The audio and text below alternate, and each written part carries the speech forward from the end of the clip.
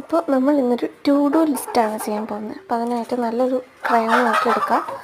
അതിൽ നിന്ന് നമ്മളൊരു മേഘം പോലെ ഡയറക്റ്റായിട്ട് വരച്ചെടുക്കാം.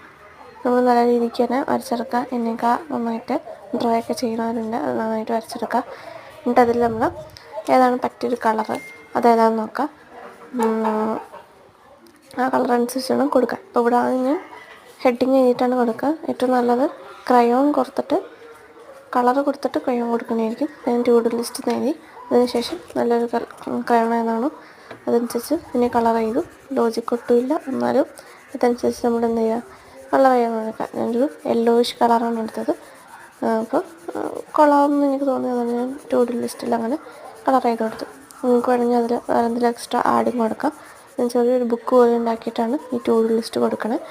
അപ്പോൾ അത് കാണുമ്പോൾ നമുക്ക് എന്തിലൊക്കെ ആ ദിവസം ചെയ്യാൻ തോന്നണം. അതുകൊണ്ട് ആ ദിവസം ചെയ്യേണ്ട കാര്യങ്ങളാണ് നമ്മൾ അതിനകത്ത് എഴുതി കിടക്കാം.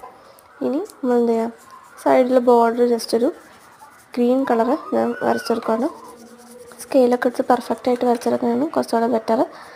അപ്പോൾ ഞാൻ തുടക്കമായതുകൊണ്ട് അധികം പെർഫെക്ഷനൊന്നുമില്ല. ഇനി ഞാൻ 3 സൈഡും വരച്ച് നമുക്ക് എന്ത് ചെയ്യാം, നമുക്ക് എന്തൊക്കെയാണോ ചെയ്യേണ്ടത് അത് ടു ഡു ലിസ്റ്റായിട്ട് എഴുതിക്കുക. എനിക്ക് പെട്ടെന്ന് എടുത്തപ്പോൾ ഒന്നും എഴുതാൻ കിട്ടിയില്ല.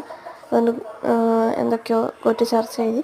ഡോട്ടും ഏതൊക്കെയാണ് പാരാമീറ്റർ മാർക്ക് നിങ്ങൾക്ക് ഇഷ്ടമുള്ള എഴുതാം. ഇതാണ് ടു ഡു ലിസ്റ്റിൻ്റെ ഒരു ഏതാണ്ട് കണ്ടില്ലെന്ന് പറയാം. അങ്ങനെ പല രീതിയിലും ടു ഡു ലിസ്റ്റ് ഉണ്ട്.